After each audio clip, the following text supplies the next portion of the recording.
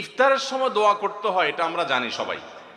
ইফতার খেতে দোয়া আছে সেটাও জানি। বিসমিল্লাহ বলে ইফতার খেলাম, ইফতার খাওয়ার পর দোয়া পড়বো আমরা, জাহাবাজ জামা ওয়াবতাল্লাতুল উরুক ওয়া সাবাতাল আজরু ইনশাআল্লাহ, অথবা আল্লাহুম্মা লাকা সুমতু আলা রিজকিকা আফতারতু। আমরা দোয়া এটা জানি সবাই। কিন্তু কেউ যদি আপনাকে ইফতারের দাওয়াত দেয়, ইফতার করায়, তখন তার জন্য একটা দোয়া আছে, ওইটা আমরা ম্যাক্সিমাম মানুষ জানি না। বলবো সেটা?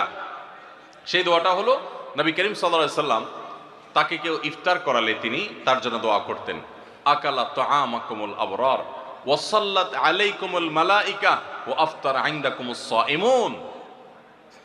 তোমাদের খাবার যেন নেককাররা খায়, হ্যাঁ, এবং তোমাদের উপর ফেরেশতারা যেন তোমাদের জন্য দোয়া করে, আর তোমাদের খাবার যেন রোজাদাররা খায়, ইফতার করে।